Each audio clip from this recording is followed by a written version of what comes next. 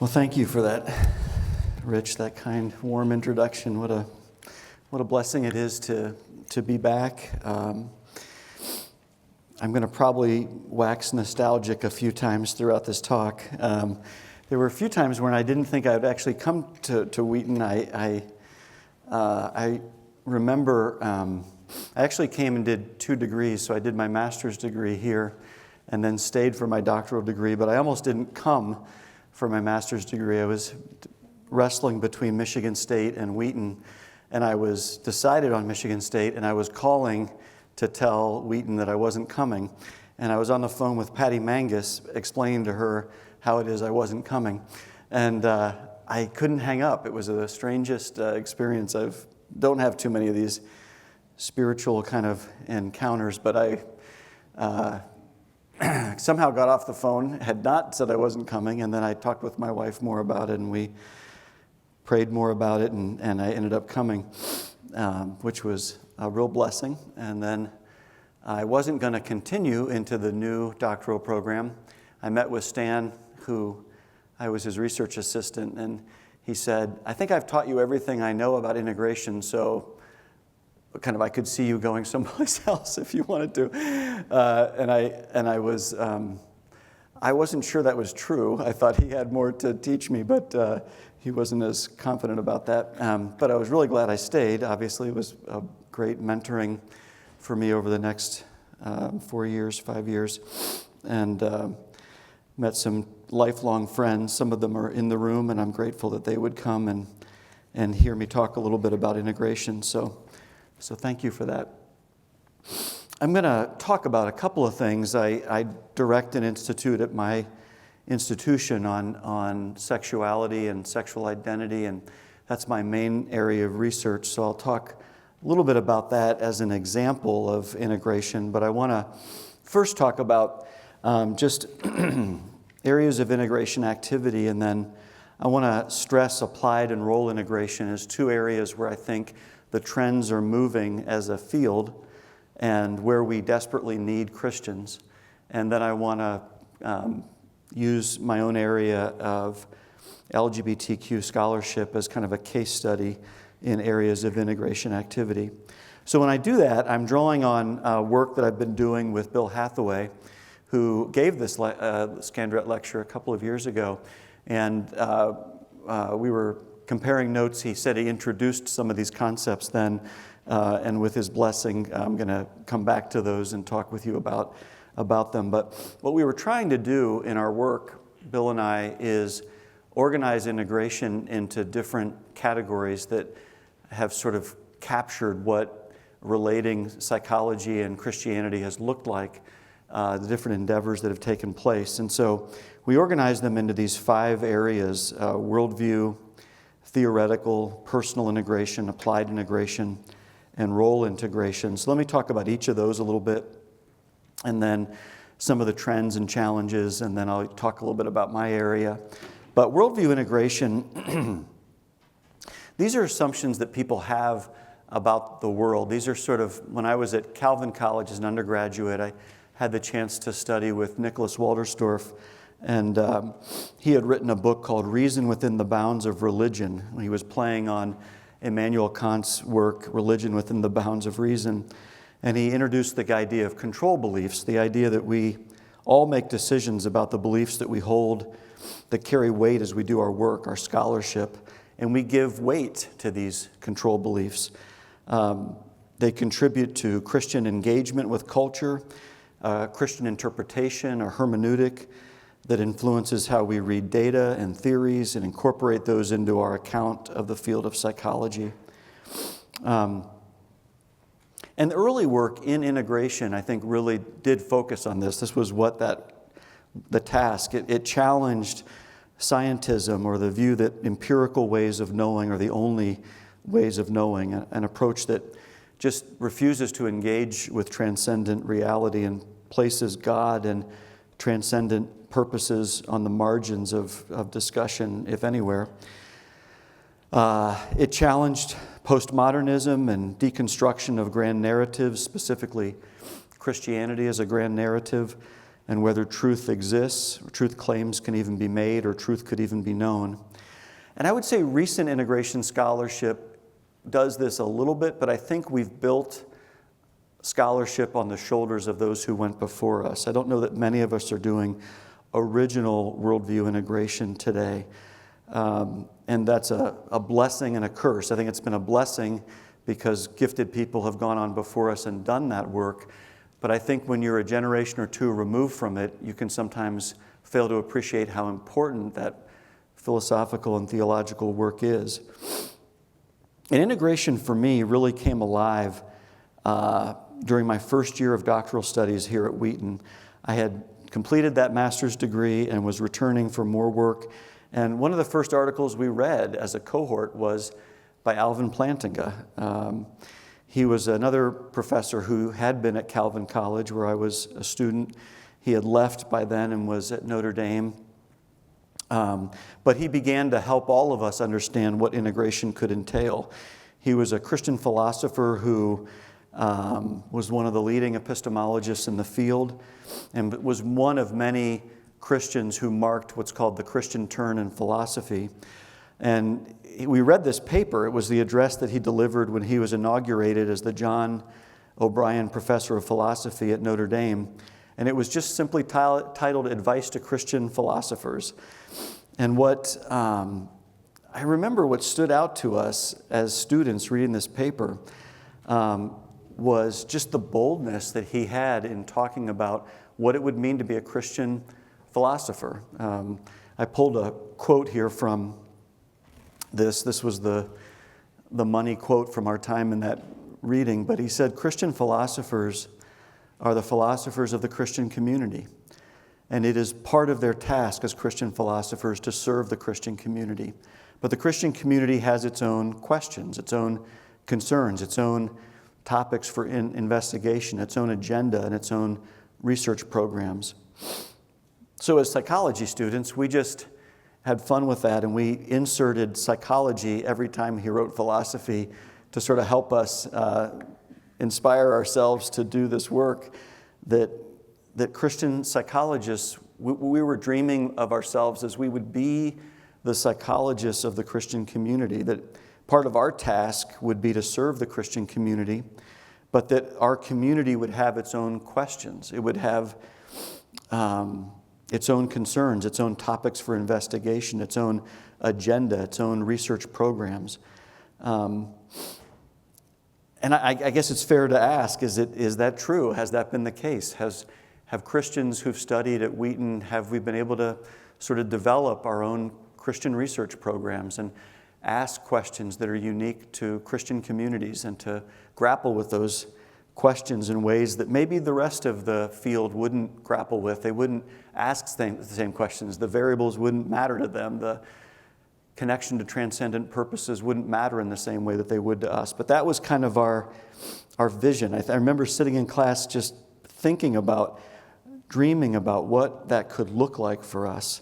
I guess what impressed me at the time was, can Christian psychologists expect non-Christian psychologists or other mental health professionals to ask or to care about the questions and topics and research agendas that Christians would care about? It seemed to me that Plantinga was suggesting that one of the reasons we need Christians in psychology was to explore those issues and answer those questions and research the topics of importance for the church. And of course, there's many areas for Christians to study, so many topics that touch the lives of Christians, but we couldn't expect the broader mainstream field to do it for us, that we would have to do it ourselves, and we'd have to do the hard work, and that would be the integration task. And so when I think about worldview integration, I guess I think about it in those terms, that's one way. Who's doing that work? Who's engaging it at the level of worldview? Who's engaging naturalism and materialism and scientism and those types of questions, postmodernism? I just pointed out one book here by David Entwistle, who I think is one of the best authors at pulling all that together for the reader. I think he goes over the history and philosophy and the theology in a way that's very accessible to people kind of catching up. I wonder today, if I was entering into a program, if I would really fully appreciate all the work that had been done on integration, worldview integration by people who went before me. Even the Christian turn in philosophy, if I would really understand how Walderstorff and Plantinga created a kind of space for intellectual inquiry for Christians in all disciplines, a kind of boldness to ask questions that we would ask that other people wouldn't ask, and we'd have legitimacy in the academy to do it. I think that's what my experience of worldview integration was when I first came into the program. If you came in with me, this book would have been familiar to you because it was just published as we were in our program in its first edition. And this brings us to theoretical integration. It attempts to connect Christian thought and psychological theory. That we do approach integration under the assumption of the unity of truth, that all truth is God's truth.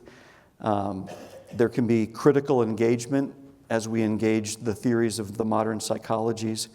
So the question for this part of integration is, in light of a Christian worldview, what are we to make of the theories that we're exposed to? Psychodynamic understandings, cognitive behavioral, narrative, these different approaches.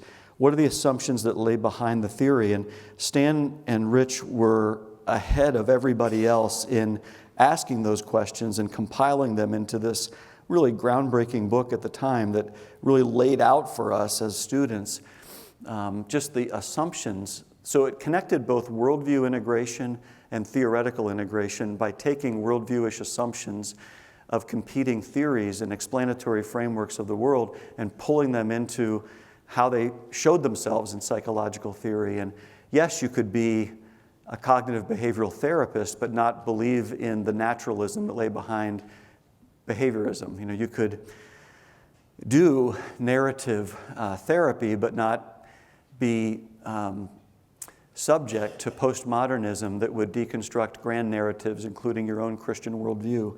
But you could do that, but you'd want to know what you were doing and why you were doing it, and have that sort of critical engagement with the theories of modern psychology. I think this also would lead to the generation of research programs we have today in theoretical integration in just virtues and different Christian constructs that matter to us. I think was made possible because of this groundbreaking work that had been done in theoretical integration. Today, there's just a proliferation of these things, and I've been able to contribute modestly to some of this discussion, but Modern Psychotherapies has now come into its second edition. Rich was generous enough to invest in myself and Barrett McRae and guide us into thinking about these issues, model for us how to think about these issues, but then apply it to the modern psychopathologies. The same issues that would apply. As you engage the modern psychotherapies, how does that look when you engage the modern psychopathologies? Others, like Tan, have done similar work in counseling and therapy. Others have taken that and used it as a springboard into social psychology. I dabbled a little bit in family therapy and sexuality and just sort of thinking through the theories that are there and how they connect to worldview integration and then theoretical integration. But I would say all of us who've done any of this work were indebted to the people a generation before who were doing the hard work of worldview integration, not even in psychology, doing it in philosophy and giving us the sort of permission and pathway, the vision to see what it could look like in the field of psychology and related mental health disciplines. So when we get to personal integration, this is really the life of the person who's doing the integration endeavor. To what extent does integration, as you do it, reflect your personality or other individual characteristics? What about the spiritual health and well-being and development of the clinician? And how does who you are impact clinical services? And I don't suppose there's a lot of good research on that actually happening, that individual differences themselves. I think what we're finding is that there are common differences that are kind of make for a good therapeutic alliance and good connections that way. But I think most of us train and practice as though who we are matters. That personal integration in the life of the individual does matter, and it certainly should matter at Christian integration programs. And early in my career, when I was training students, I would talk about self-care. I think we all talk about this. It's a kind of emphasis on adaptive coping for graduate students that's supposed to be modeled by the faculty so that we all live a kind of balanced life. That's what I found when I was preaching to my students about self-care. But I find that self-care just ends up being a discussion for us who live on the edge of burnout, and that somehow getting a good cup of coffee at Starbucks would be self-care in a life that doesn't really change. That it was this, it was often,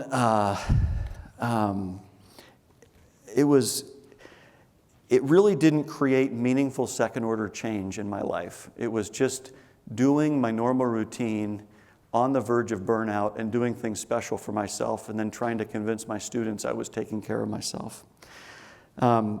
Today, I talk less about self-care, and I talk more about what James K.A. Smith at Calvin College talks about as the liturgies of our lives. I think that's a more fruitful entryway into personal integration. He talks about this as liturgical anthropology, that we are at our core, we're defined not by what we believe, but by what we worship. We are at our core, we're liturgical creatures. We're shaped by the practices that we spend our lives immersed in. Today, I tell my students that the habits you form now are the habits that will likely characterize you throughout your career. It's not like you're going to go through a 2-year program that's demanding, or a 3-year, or 4-year, or 5-year program that's demanding. Have all these habits, and then when you leave the program, create a new set of habits to handle the rigors of your professional life. The habits you form now are the habits that will characterize your professional career. And I've developed some pretty poor habits in terms of the liturgies that I really wanted to look back on my life and say, what did I worship? What did I care about? How did I order my life so that at the end of my career I could look back on it and say, that's the thing that I cared most about? These practices that you and I, our students, our faculty, we engage in, these are our daily liturgy, if you will. And they're not likely to change after people leave graduate school. So I talk to my students today, and I just encourage us in the spirit of personal integration, is to create good, life-giving practices today, that the daily liturgy will reflect what you care about and what you worship. And, maybe we could zoom back to 30,000 feet a second and say, what are the cultural institutions of graduate training? What are we doing in our graduate training? How do we shape the institutions that we're in so that they're intentionally reflecting who we want to become as faculty and staff and who we want our students to become? Some of the best examples of this that I've seen is Diane Langberg. She's a mentor to one of my good friends, Phil Monroe, who graduated after me here from this program. But I see it in a couple other resources. I think when Michael Mangus engages this in his book on signature sins, when I read John Coe and Todd Hall's book on psychology and the spirit, on transformational psychology, like these are books that care about the person who's doing the work of clinical practice. But Diane Langberg, because she works in trauma, probably addresses this better than anybody because she has to survive. There's no way to do the work that she does and to imagine a future where you could have a career where you could flourish if you didn't create liturgies in your life that would be sustainable. Not self-care, liturgies of your life that would make life sustainable. And she asks questions in her writing and her work. I had the chance to meet her for the first time just a few weeks ago at a talk, and just thank her so much for just investing so much in my friend Phil and being such a good mentor to him. But I think just for all of us who've read her work and realized that she's a person of great integrity and a person who's exactly the way you would think she would be, a very humble person. But she asks about our level of familiarity with a number of spiritual disciplines that should be characterizing our lives, whether it's meditation, prayer, fasting, study, simplicity, solitude, submission, service, confession, corporate worship, spiritual guidance, celebration. That we make all of this, of what happens inside of us, shapes the way that we're going to engage the integration endeavor. I think one of the dangers in integration that was a danger a few years ago was that this would be integration, that just taking care of ourselves would be integration, that just working on our interior life would be integration. And I think that's misguided. I don't think that's integration sufficiently. But I think in an effort to not talk about that as a component of integration, we've probably failed to attend to our interior lives. And I think there's something to be gained from that.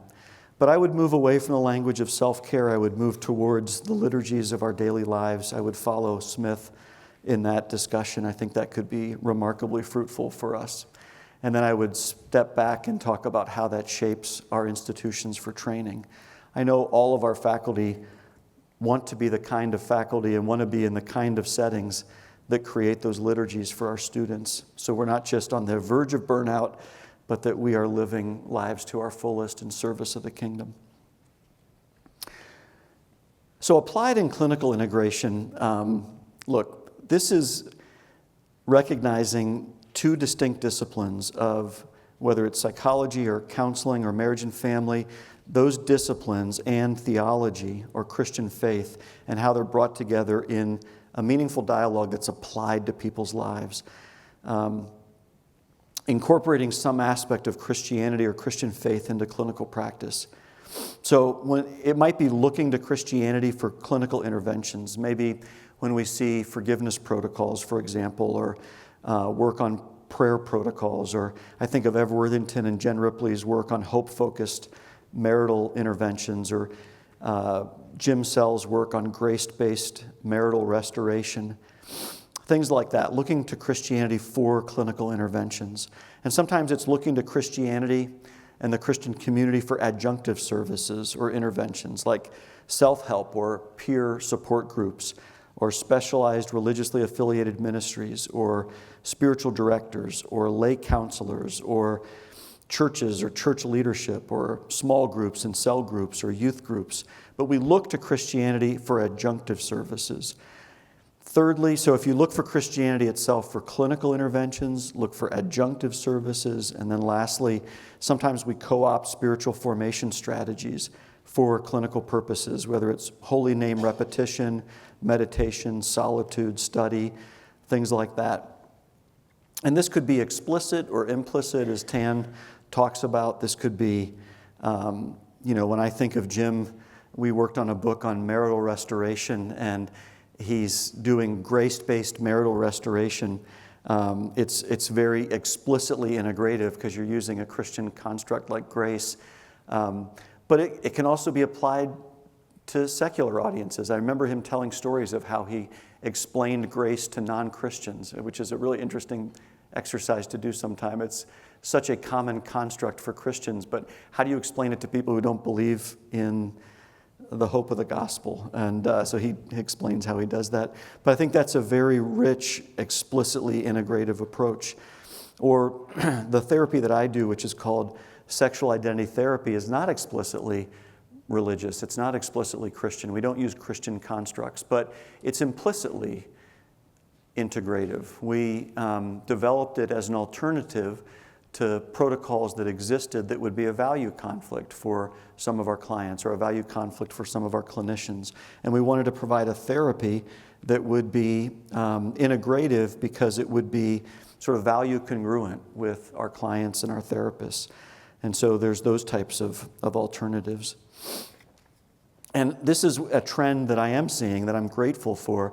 We see a remarkable trend in work that's being done in applied integration. And I include in here the work that Sally Canning does in community psychology, the work that Jamie Ayton does in humanitarian and disaster relief, that when it's applied work, when it's improving communities, when it's improving an individual or a family or a couple's life, it's bringing integration to its very kind of the praxis element of it. What does it look like when you're actually working with people? And this is one of the trends in integration today. I've never seen so many resources being produced, and I'm excited about it. I mean, it's the development of these protocols, some of which are evidence-based. The hope-focused approach, for example, the work that's done in forgiveness, the grace-based marital restoration model has some empirical support for it. The Templeton Foundation is giving grants to help support this kind of research.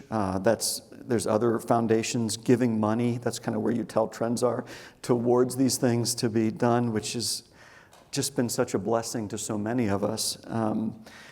I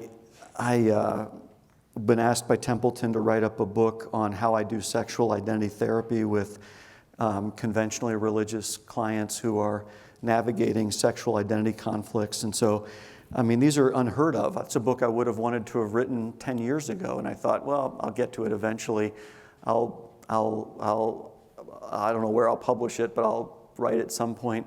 And to have a publisher come and say, we're interested in that. We now care about the intersection between mental health concerns and Christianity. And they kind of framed it as religion. And I said, well, it's probably going to be Christians. And they said, that's good. We'll work with that. And so, to see Michelle Pierce's book on cognitive behavioral therapy, which you think, well, gosh, people must have written about that. But it's such a rich engagement from a Christian perspective. To see that written was such a fresh idea. And then when Terry published her book on supervision, it was fun to send this around to our faculty and to talk about this, because we all do supervision in our program, and there's nothing like it. There's no book like that Christians have been able to engage at this level. And so what a blessing to see this.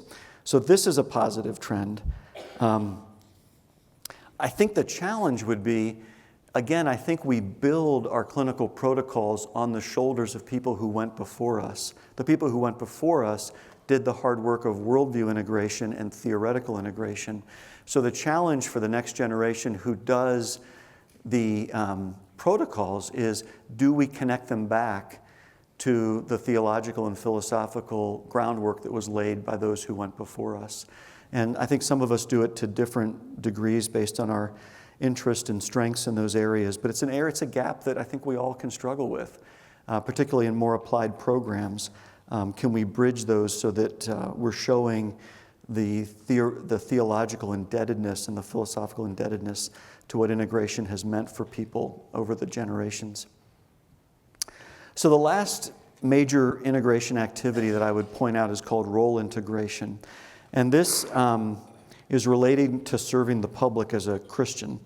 So anybody who gets licensed as a counselor, marriage and family therapist, psychologist, social worker, you are doing what I would call role integration, meaning you're serving in a self-conscious way a public role. And when you serve a public role, there are going to be tensions for you as a Christian.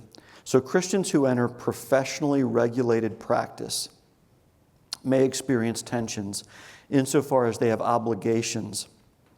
And these obligations are going to be defined by professional customs, policy, codes, and sometimes the law surrounding public trust and what's called fiduciary space. You enter into this space of public trust where the public would expect that the average person with your degree, they would expect certain things from them. That's the nature of that trusting relationship. And so how does a Christian do that in a way that's self-consciously Christian and has integrity? That would be what the average person would expect to see from somebody with that degree. So all of us have that, but some of us also do other things. We work on task forces, working groups, in APA or ACA or AMFT governance. And what are the tensions for us as Christians? So we begin, I think, whenever possible, with something that Pope Francis actually wrote about in his 2013 document, Evangelii Gaudium. I think I'm getting that right, but he says to begin with a kind gesture. You begin with the beautiful and the good. You place an emphasis on humility, on simplicity, on service to the poor, on service to the least of these. to those on the margins.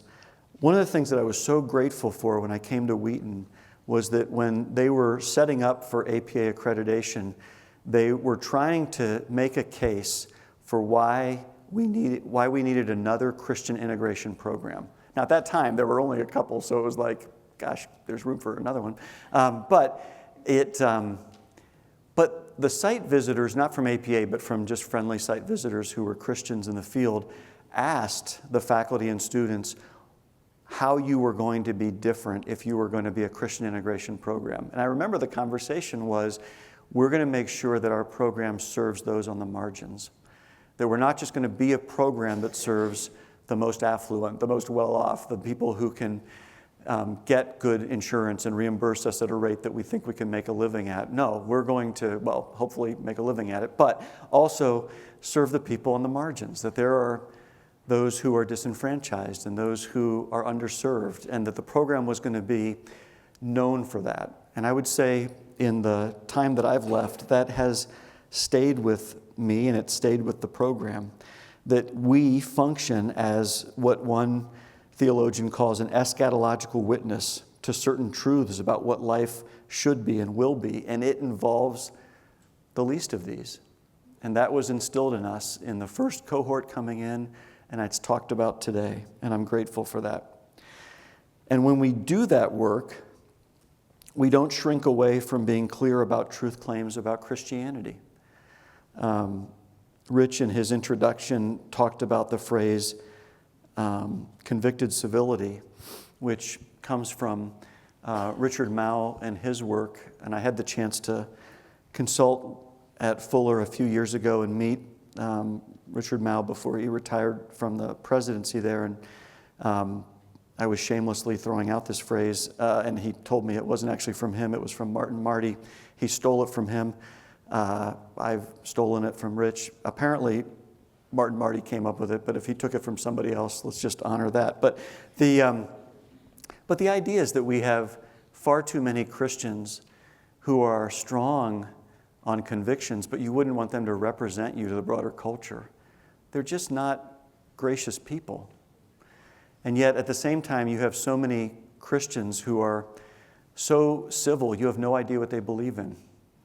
And you need Christians who can balance both convictions of a Christian worldview and civility for engagement that models a kind of winsome account of our faith that draws people to it. And it seems to me that our role integration, serving the public, serving on task forces, serving on governance should have that quality to it. That we need Christians in discussions that happen. I think one thing that a mistake we sometimes make as students is that we think that our profession just dictates the terms to us, and you decide whether you can be signing on or not as a licensed mental health professional. And we fail to realize that the profession is shaped by real people who write policy, who write regulatory, who write regulations that we sit under. So yes, we should be able to sit under those with integrity. I don't want to see Christians come out of our programs who sign off on that licensure, but then surreptitiously do what they feel God calls them to do and don't sort of serve the public with integrity under the regulatory body that regulates their practice. I don't think that honors God's kingdom to work surreptitiously that way. But on the other hand, where there are points of conflict, we're actually a part of the profession that shapes those regulations. You can be a part of leadership in those roles. And sometimes you can't shape them to reflect kingdom principles or values, but sometimes those regulations are shaped differently because you were on a task force. They're shaped differently because you were part of a working group in a way that if you weren't there, they would be written differently. And it has mattered in some key documents that have come down in different mental health professions that I've been a part of and that affect your practice. This is the behind-the-scenes work that nobody really wants to do. And yet, you don't get credit for it, you don't get paid for it, I don't know what you get exactly for it, but so it has to be kind of a sense of strategy and kingdom purpose that you're willing to sit in those roles. And I'm not great at this. This is not my strength. I do this because it was modeled for me. I was encouraged to do it. doors opened for me in some areas, but I'm probably one of the most reluctant role integrationists there are because I'm temperamentally more introverted, and I would sort of get done with these meetings and collapse in on myself like a dying star. So I'm not somebody who wants to be in those things, but I think we need to be present in that. So let me talk a little bit then. The current trends as I see them are in applied integration, and they need to be in role integration. Let me put it that way. So the opportunities and challenges, it seems to me, is yes, to continue the development of evidence-based protocols. I think that's been a strength in recent years, both from foundations, from funding sources, from other, but to also not be subject to a kind of scientism there. We need to be philosophically astute about, yes, the value of evidence and stewardship of the resources that we have, but also to be thinking creatively about the work that we do and Christian constructs and how they inform applied protocols, to make faithful contributions to our areas of scholarship that connect applied integration back to worldview and theoretical integration. They're all related to each other. And I fear sometimes that if I just develop an applied integration, I'll be distancing myself from the philosophical and theological work that went before me. How do we navigate then the competing worldviews and write about that? And sometimes those can be part of those protocols, and sometimes they're a secondary work that needs to be done. But to show our students how to do that work and that we're doing that work has to be ever in front of us, it seems to me. I find that when you do that work, you're going to receive criticism from multiple vantage points. And I'll share more about that here in a second. But I guess what I want to say on the trends and challenges with applied and role integration is, do you see how effective applied integration presupposes worldview integration and theoretical integration? That's my one question. And then the other is, do you see how effective role integration, serving the public good in strategic roles, is contingent on worldview integration, in particular, being able to identify competing worldviews in the room and speak to them in a winsome manner that's nimble and thoughtful, but it's also, in my view, leaned heavily on personal integration. It's brought me to greater prayer and spiritual disciplines to be in rooms where I'm increasingly uncomfortable trying to be a Christian witness and move the line a little bit towards kingdom purposes. Those have been really challenging things for me. So let me switch gears a little bit and talk a little bit about LGBTQ studies as a case study in the integration endeavor. My Twitter description, is that what it's called, handle, says Christian psychologist in LGBTQ studies. Let's just say it's been interesting. That's what I said. So it is not a career path I was planning to do. This is not something I set out to do. I sort of blame Stan Jones for this, meaning I worked for him for several years, and he was such a blessing as a mentor to me in helping me think rigorously about psychology and theology and its applications in this area. So that when I left Wheaton, it was really just a matter of stewardship. This was not what I was going to do. But I felt like I held it loosely in my hands and I prayed about it and felt like there weren't Christians in psychology writing about this area, so I would try to do that.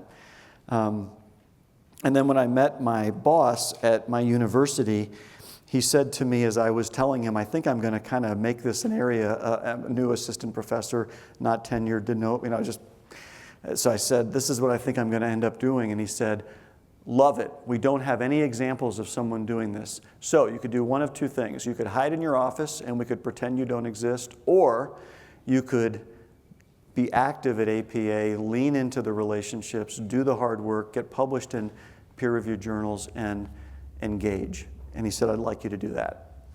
And so my temperament was to hide in my office, and his example and charge was to go take risks. And by taking risks, meaning you're going to get complaints from people on both sides. I'll handle that. You go do the thing. So that's kind of our agreement. So I remember going to symposium that same year at APA, and I heard two gay psychologists talking about Christians who were leaving the gay community to go to Christian ministries that they felt were harmful to them. And the one gay psychologist said to the audience, "We are failing our people. We're failing to meet the spiritual needs of gay people who would leave our community, the family, and go meet their needs in ministries that are hurting them."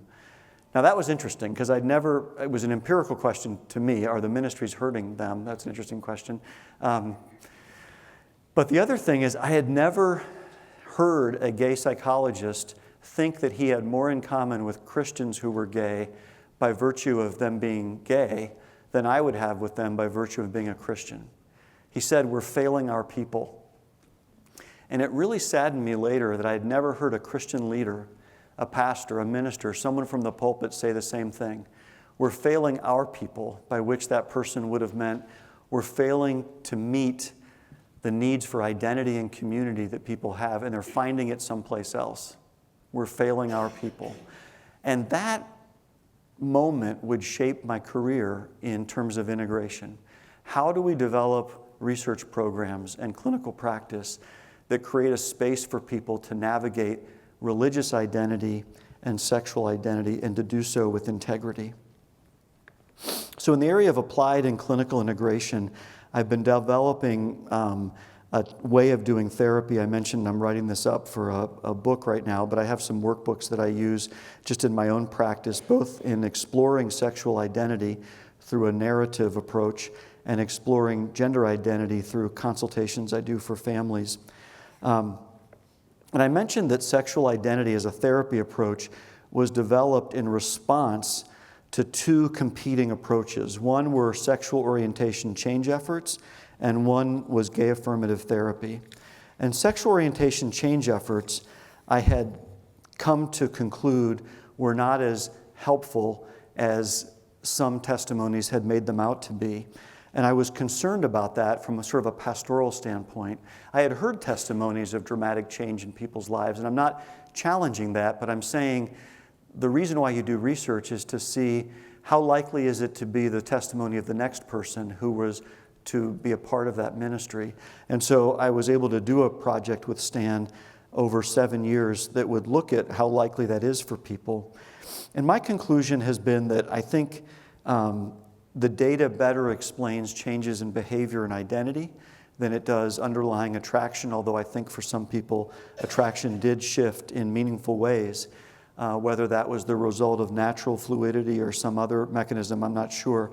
But what we needed in the field was a type of therapy that would not be about making gay people straight, but would be helping people explore their identity, their sexuality, and their faith identity in a way that would achieve congruence in their life. And so that was the direction I would do based on several years of research on sexual identity development. And I added this quote from a person that you might not expect because she's involved in dialogue around gay and lesbian issues and faith. And I was delighted that she read the book to review it and gave an endorsement of it, because when you publish with a Christian publisher, you think that the only readers would be Christians who already agree with you. And we've been working on a study of identity development over people's lives, looking at it at Christian college students at Christian college campuses, and to have a person outside of that community say, this is important for both gay people and for people of faith to read, was really meaningful to us as collaborators on this project. And so what I do is I study how identity develops over time, and I use a hiking metaphor to do that. So for me, therapy becomes a place where I'm like a trail guide hiking with people navigating sexual identity, navigating these different milestones and the challenges that they're facing. And that's the way I kind of explain the work that I'm doing in therapy with people. And so this is kind of an applied integration that is based on empirical research on identity development, which was theoretical integration on how gay and lesbian mainstream researchers were doing studies on sexual identity development. I wanted to look, particularly what came up for us as the most important were attributions, and how people made sense of their sexuality, and how people made sense of the language of being gay or being a sexual minority, or issues of the fall, or understanding their faith and sexuality, that was going to be a critical turning point both in research but in clinical practice. And so there was this connection then between theoretical integration, applied integration, and just doing the hard work of research over many years. In the area of gender identity, we tried to do something similar. We've been looking at gender dysphoria evaluations, and one of the striking things that's happened in our field is that we've treated gender identity as the foregone conclusion is that people adopt a cross-gender identity and use medical interventions to facilitate the best outcome. And so I'm going to talk a little bit about my thoughts about that, but what I did in this area is I was trying to do kind of worldview integration and theoretical integration by looking at the lenses through which people looked at gender identity research.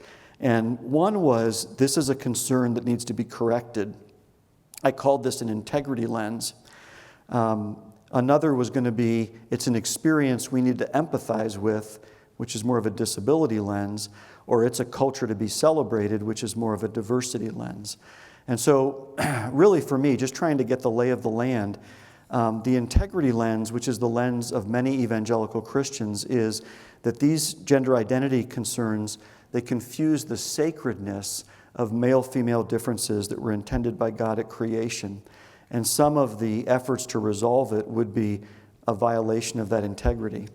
And I know it's shameless to read from your own book, but let me quote something from a book I wrote. I'm just trying to quote the theologian, and he's embedded in this quote. So what I'm saying here is, from this framework, same-sex behavior is sin in part because it doesn't, quote, merge or join two persons into an integrated sexual whole. And that's an evangelical theologian making that argument.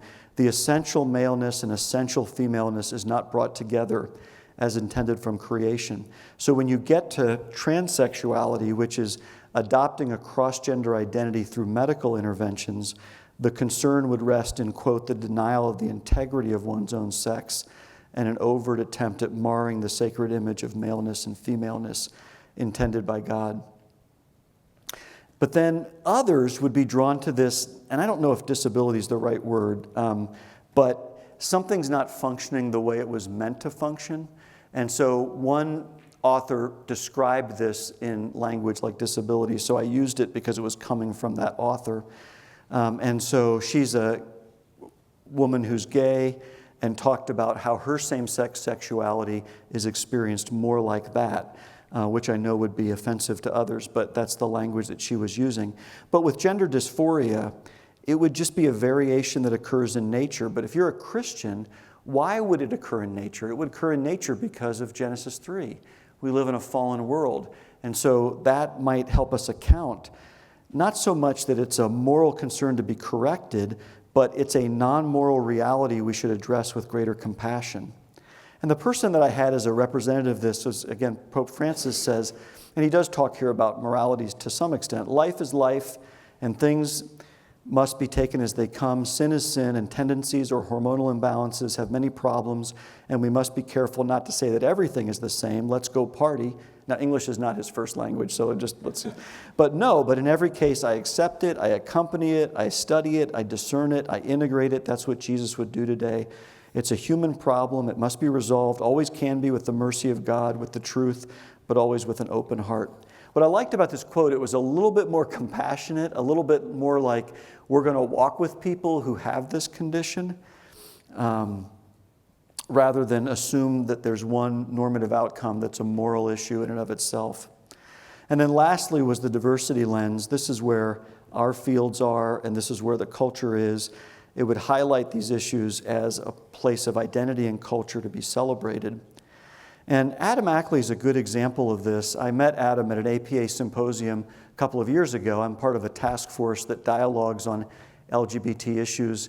with the division that is in charge of that area, and we're in charge of religion and spirituality, and we dialogue with each other. And we had a symposium where Adam came and was a part of that discussion. Adam is a biological female who's transitioned to male and is a theologian by training. And in this quote, you can see more of the diversity framework. Just we celebrate who we are as transgender people. And so it's not a question of it being a moral concern. It's not something that you should be pitying us for. It's something that we should be celebrating. And it captures the spirit of the diversity lens. Also, in this area of discussion, in that same interview, Pope Francis says this. He was talking with a French father who told him that he was speaking with his children at the table, and his wife, they were Catholics, and he asked his 10-year-old son, "What do you want to be when you grow up?" And the son said, "A girl." And the father realized that at school they were teaching him gender theory, and this is against natural things. One thing is that a person has the tendency, that's that disability lens, the condition, even changes their sex. It's another thing to teach this in schools in order to change the mentality. That's what I call ideological colonization. And in my work, it's been helpful. Let me step away from these lenses just for a quick second. It's been helpful to make three distinctions. One is, and it has to do with where you're called to engage as a Christian. One is at the level of political identity, one is at the level of public identity, and one is at the level of personal identity. So for Christians in integration in this area, political identity is the gender ideology piece that Francis is talking about. It is, we do need Christians to engage at the level of worldview. We do need Christians who can read that material and say, we have to engage this because a Christian worldview would disagree on these terms, and here's why.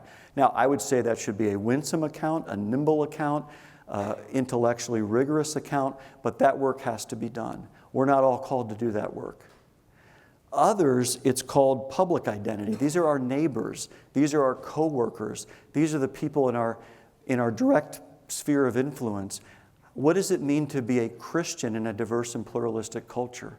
All of us are going to be called to engage people whose public identity is not something we're as used to engaging. And that will be a witness to kingdom purposes. The other level is what you as clinicians are trained to do, which is the personal identity piece. When someone is coming for help and they're navigating either sexual identity or gender identity, yes, they're in distress. How do we walk with them through the clinical work using applied clinical integration to serve them? So do you see where integration, the 5 activities of worldview and theoretical and personal and role, how they get played out in different places? In any area of work that you're doing, you could ask yourself, how do each of these 5 things intersect for the work that I'm doing? Have I given sufficient attention to worldview considerations? Do I understand the Christian critique of the theoretical approaches and models that I'm using or that I'm adapting or that I'm doing something with? What does this look like for me to take care of myself in terms of the liturgies that characterize my life so that I can do this for the long term? What does it look like to reflect on what I worship in the habits that form my life?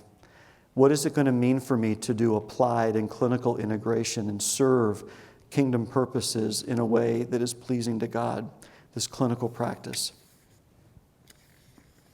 So, just to close out on gender identity, what I've been doing is suggesting not that we pick among the 3 things as though one was properly Christian and the rest are not, but to draw on the best of the 3 lenses. I actually don't think any of them is satisfying to me. I love the actual exegetical work and the theology of the integrity lens, but I think its pastoral care is pretty thin. I love the compassion I see in the disability lens, but I don't think it's captured all of the theological considerations as well as the integrity lens.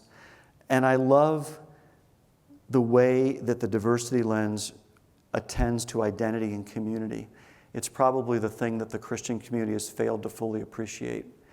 When somebody gets answers to questions about identity and community that draws them away from the church, it must be pretty compelling answers. And I think the LGBTQ community has offered that, not just to gay and lesbian people, but to transgender people.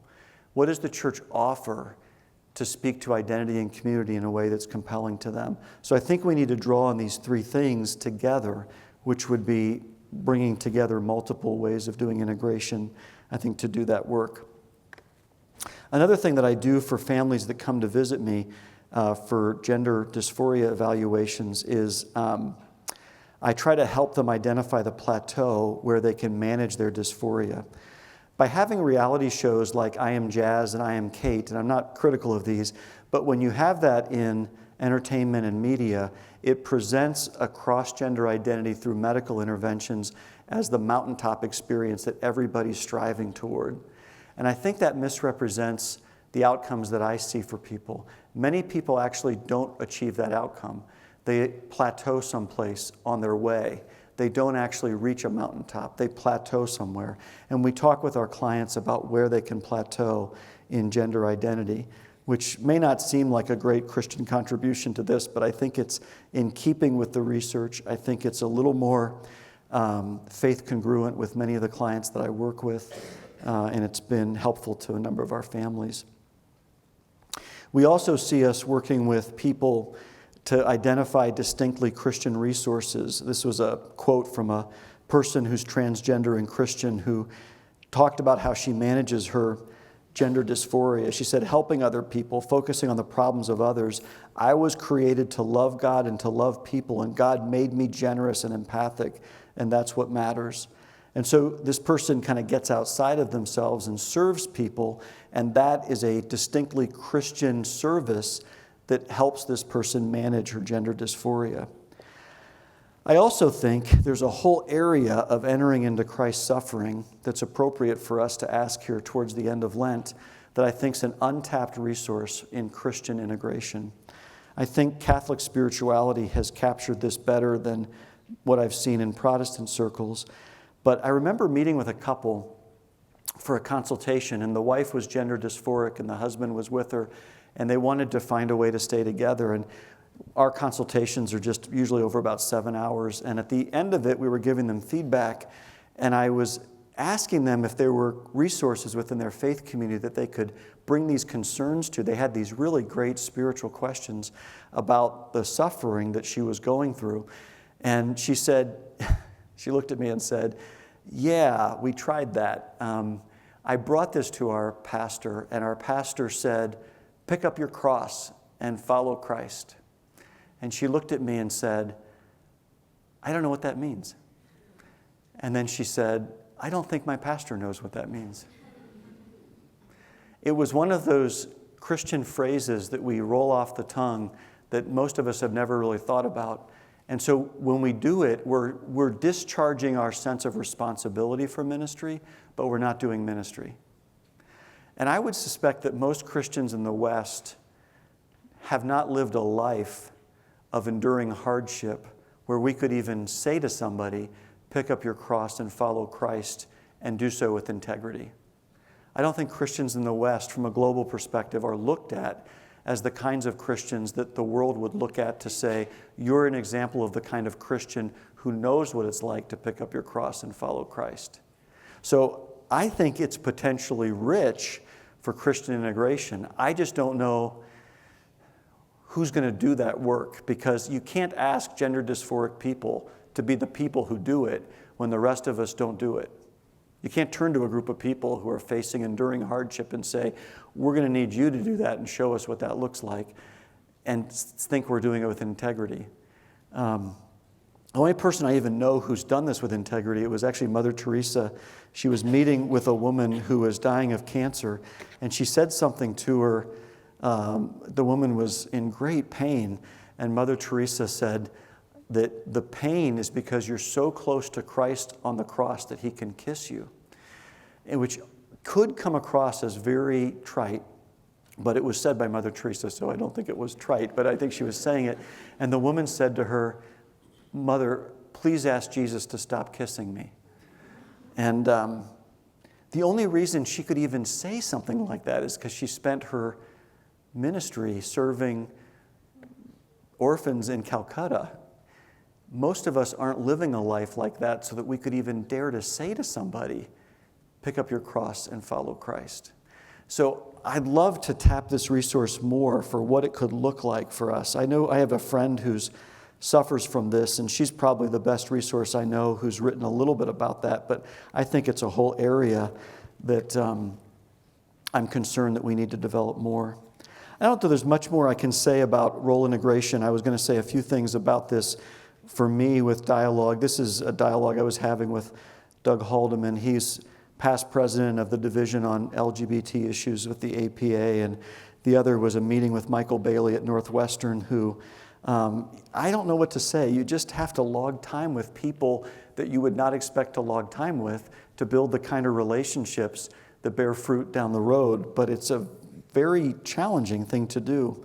One time I was called by the National Institute of Corrections and asked if I would serve in advisory capacity. They were working on a training, and I never pick up my phone for this exact reason, is that she said, she went on about this, and I said, I don't think you've got the right person. And she said, no, you work with gay and lesbian people, right? And I said, well, yeah, but I mean, mostly Christians.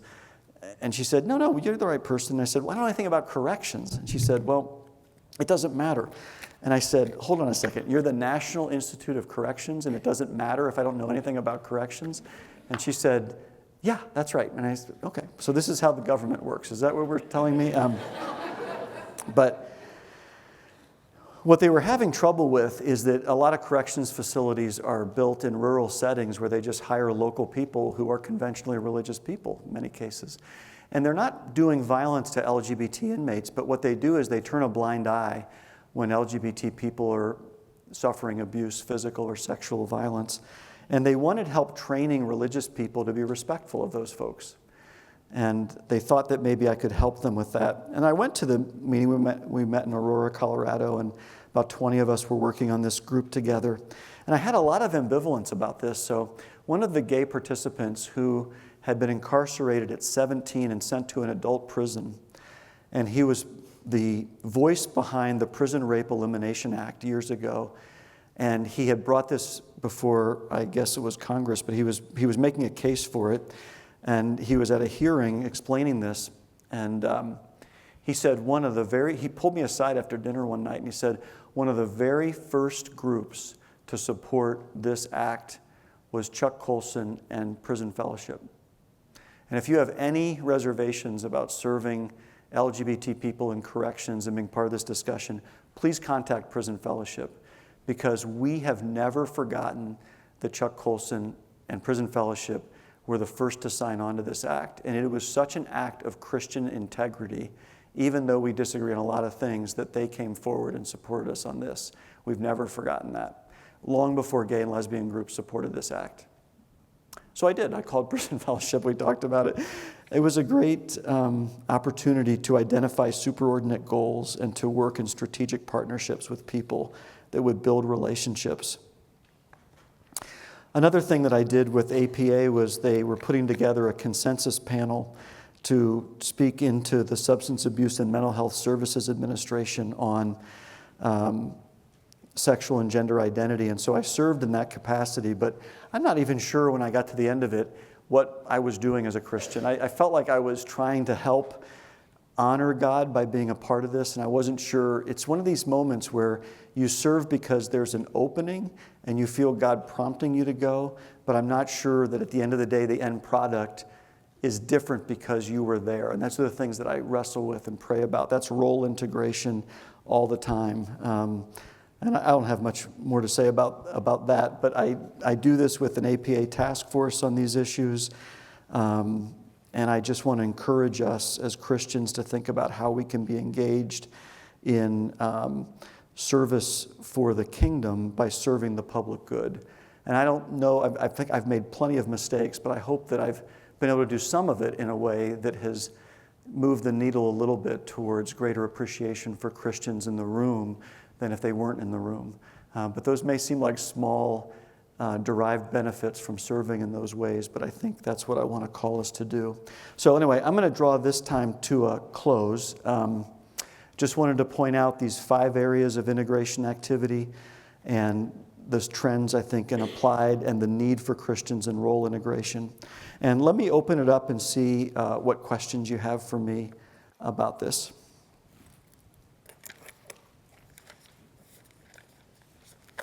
I think there's mics that you can, I guess, walk up to. Is that the model? Yeah.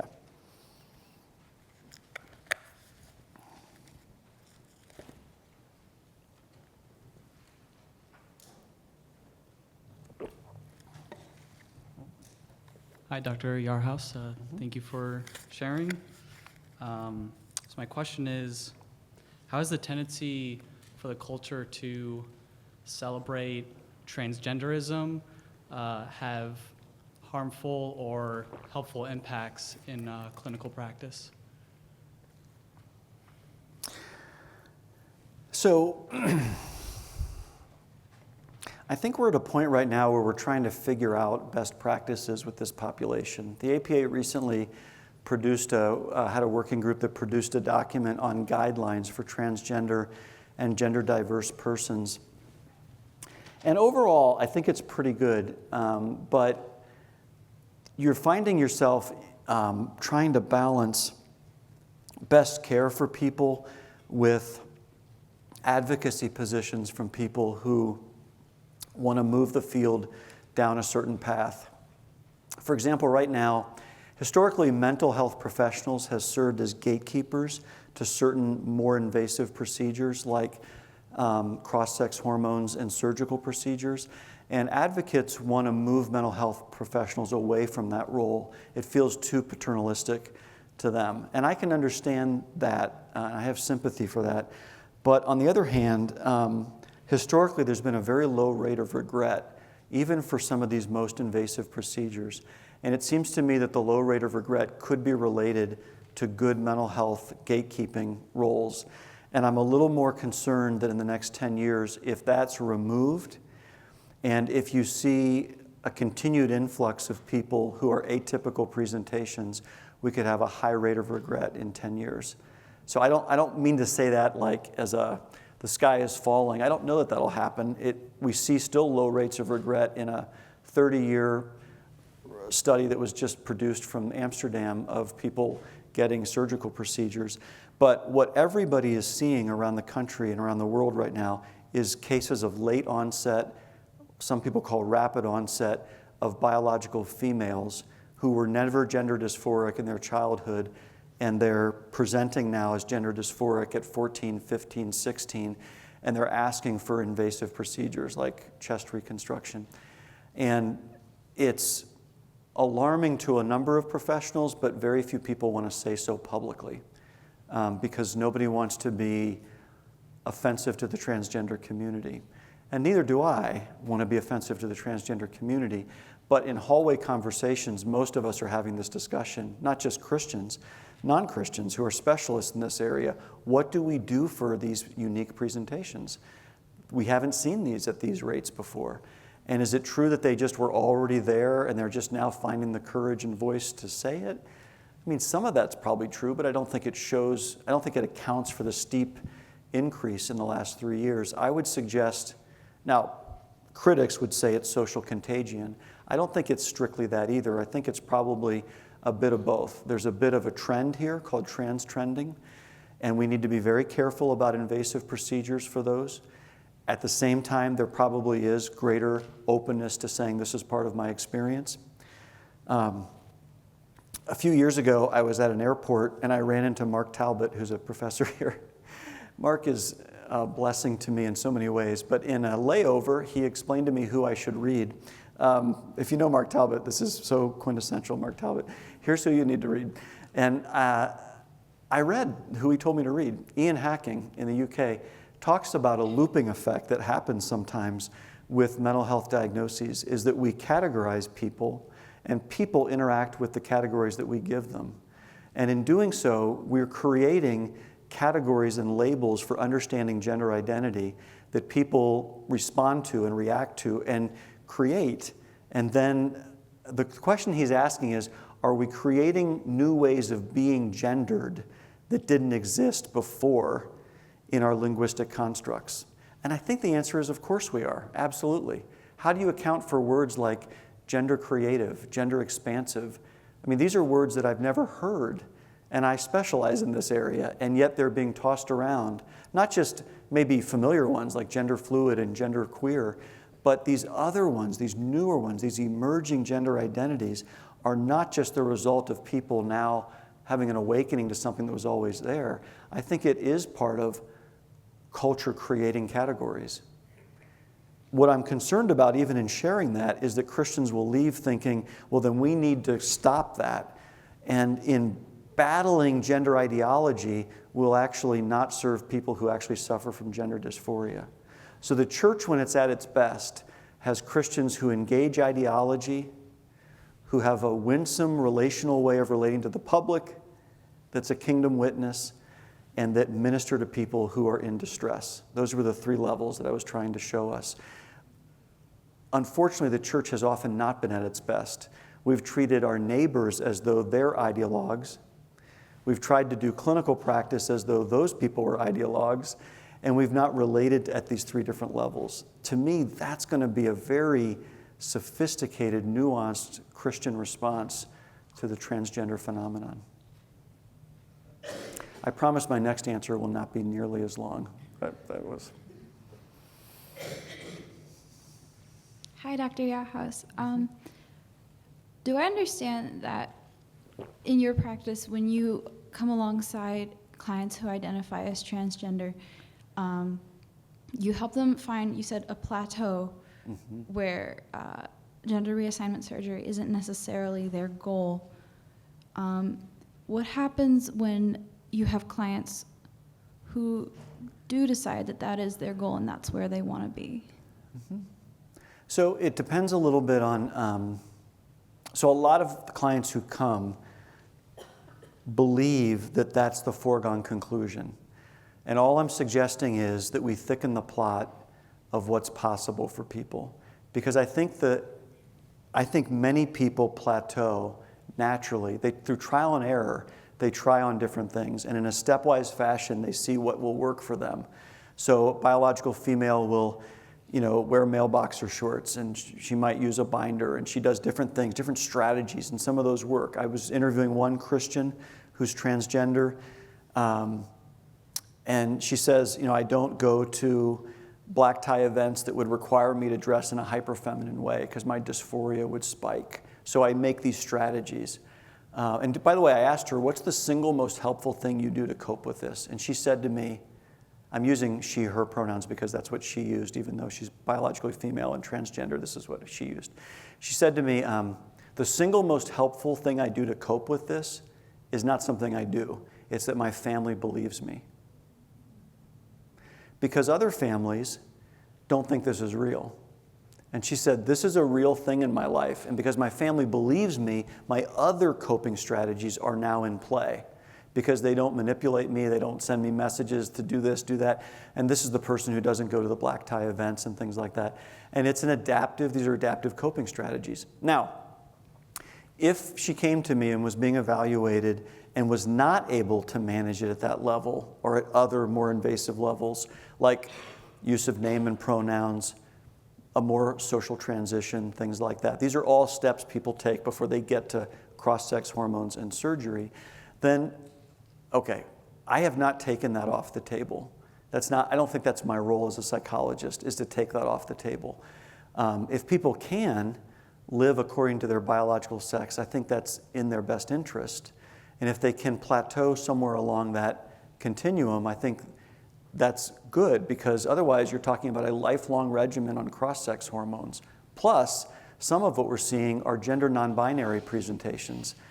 Gender queer, gender fluid, gender expansive. And cross-sex hormones are predicated on the idea of a binary. You adopt a cross-gender identity, you use cross-sex hormones. We don't have a lot of evidence on what that would look like for someone who's gender expansive or some other gender non-binary presentation.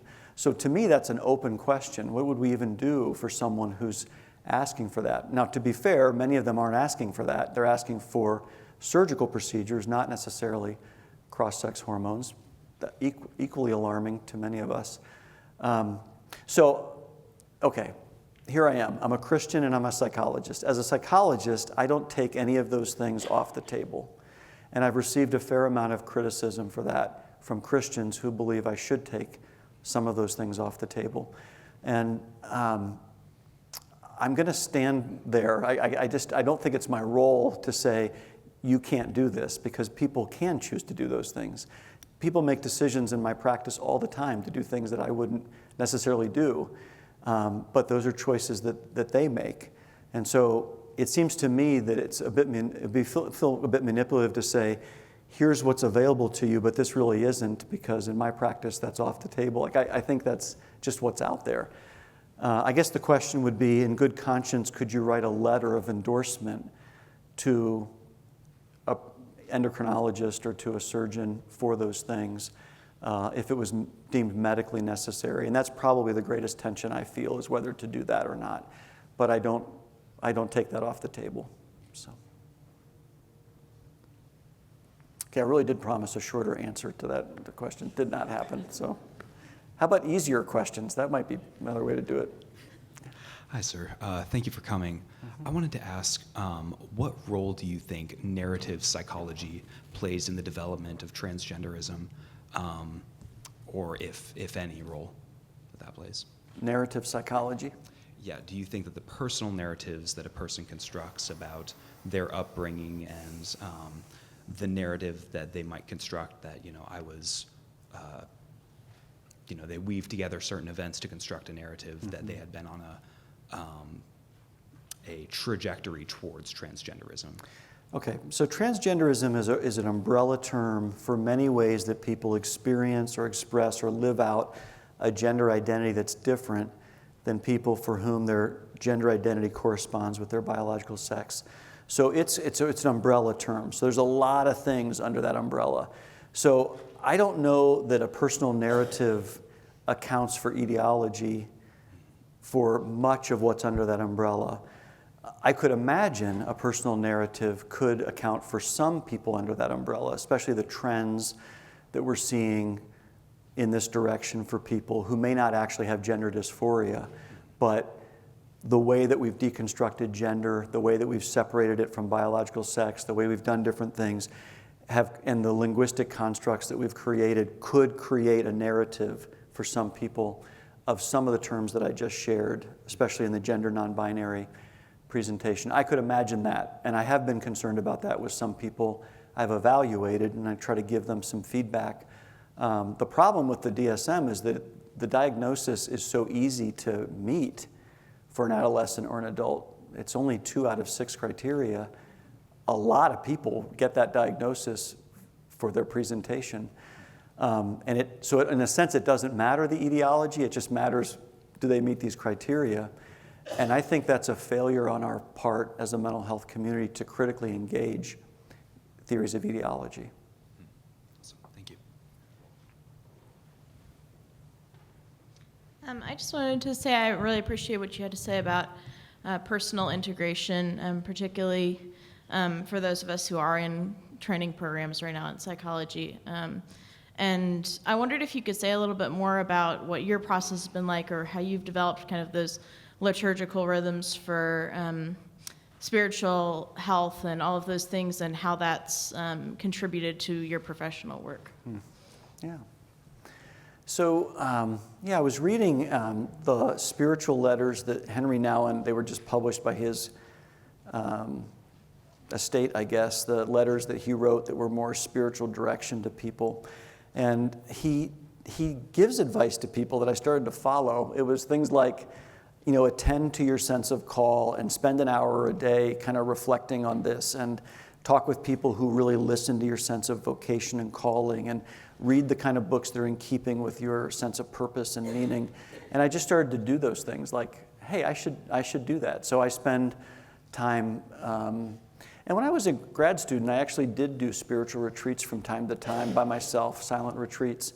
But I fell away from that for about roughly 19 years. And I felt this longing after reading his book to do those things again.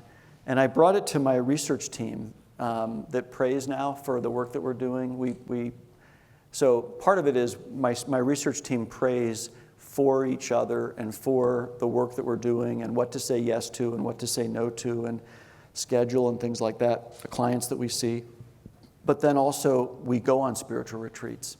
So in the fall, we went on a spiritual retreat as a team and spent a day on a theme. This last couple weeks ago, I was sick, but we were supposed to go on another one on a theme of mercy. And so we try to build some of those strategies into the fabric of our research group. Part of it is to cover the work we're doing in prayer, to pray for the people represented by the topic that we research. Because all of my students are reading over transcripts, they're doing interviews, they're in contact with people, they're seeing clients. And so it's become very real to them, the challenges that LGBTQ people are facing as Christians navigating this space. And so we're in prayer for them and for us about that. We do these retreats. I do some other personal things that have been helpful with reading and talking to people, kind of a spiritual director of sorts that I talk with.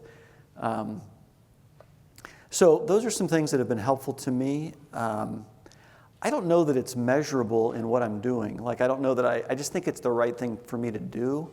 And it's been, the students have liked it. I think integration has sometimes felt a little abstract for a lot of our students. Like, it's something hard to kind of get my hands on. Like, they know what they're doing if they're using like the REACH protocol of forgiveness with a client. Okay, that was applied integration. I taught them forgiveness. Okay. But I think sometimes they leave class wondering exactly where all that is. And so when we do some of these more pronounced things like go on a retreat, I think it anchors everybody a little bit more in our first identity as Christians. And I hope that's not all that we do, but I think those things have meant a lot to the students, and to model that for them a little bit more. And I guess maybe it's taking them with me, because when I was a student here, I went by myself. And so to say, hey guys, come with me, it's all voluntary. They don't have to come on a retreat with me, but I'm going on a retreat. Does the team want to come with me on a retreat? And the team wants to come on a retreat. Like, they're really hungry for that, even if it's not part of their tradition. They're hungry for a place to be with faculty. And I have to admit, I'm not great at this. Who's great at this is actually Rich Buttman and some other faculty that I had. They're great at bringing students with them to do life.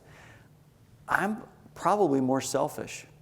And it's been really good for me to remember who poured into me and to look back at my students and say, I would like them to come with me, and if coming with me is doing these spiritual things, then that's what we'll do together. And that's, I think that's been really helpful to me and to them. So. I have a question.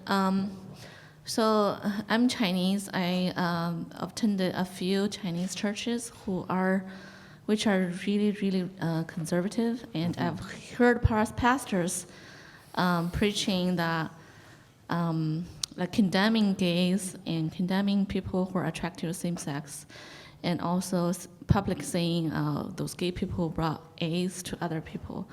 So it really hurts me and saddens me to hear those messages in the churches. And I'm also been to other different type of like Christian type of situations, heard similar messages.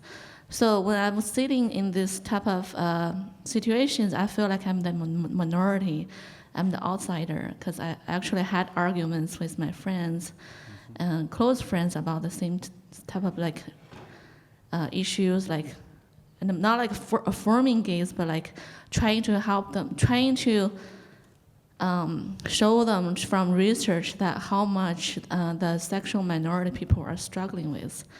But I feel so small and feel alienated by sometimes by my own Christian community, because I feel like I'm the only person from research side who can understand their emotional and psychological struggles. So I don't know if from your personal experience, have you felt this way, being alienated and being the outsider and being the minority and trying to, speak for them, for these very special minority groups? And how do you reconcile with your own spiritual growth and also kind of reconcile with your own Christian community or some other type of community that you had such conflict or struggled with? Yeah. So I don't know if I've had it quite at the level you just described. I think I can appreciate what you're describing, but I've definitely been in conservative Christian circles where, unfortunately, it's the hallmark of the culture wars is that if you're either pro-gay or you're anti-gay. So whenever you show any bit of compassion to someone navigating this space in their life, I've had plenty of people say, well, you sound pretty close to being pro-gay right there, guy. I guess I've just, if I'm talking to an audience and I think I'm losing them because they think I'm something that I'm not, I'll shore up the idea that I'm conservative because I am conservative. So it's not like I'm, feigning it. I'm just saying that I do believe in a traditional Christian sexual ethic, but there's nothing in that ethic that precludes us from being compassionate to people. And when you create an us versus them, you overlook the people in your own churches who are navigating these issues. When you think us versus them, you think that gays and transgender people are out there and we've just got to talk about how best to deal with them. No, they're right in here. They're in our families. They're in our churches. And so part of my message has been to say that explicitly so that if I'm in a church, we're all at least aware that I'm telling them that no, they're in our pews, they're in our community, they're in our families. So I try to push back against the us versus them dichotomy. That's been really helpful for a lot of people. And then speaking kindly about these people has also been helpful, both for people who are navigating this in that family or in that church to come up to me, and their parents often come up to me and say, that's my daughter, that's my son, thank you for being respectful. I wasn't going to come to church tonight to hear you because I was expecting one more conservative to rail against the gay community, and it's my daughter, and yes, she's a prodigal, but I'm hoping she'll come back, but she's not going to come back if our church keeps talking this way about her. So those are great moments of showing people that you can hold a doctrine but surprise people by your graciousness, your compassion. I think that's that convicted civility. If I would do anything to improve on Marty Martin and Richard Mao, their phrase, it would be convicted civility seasoned with compassion. That has to be the church in the 21st century on this topic. So those are things that I do, but I don't do them where I'm not invited. I do them when I'm invited. It's strategic. I'm having that conversation. I don't insert myself into communities to try to correct them. But most communities I know want to do this better than they have been doing it, and that's usually the strategy that I take. So, well, listen, I think we're at a good stopping point, so why don't we wrap up? I think there's a reception. Yeah, okay.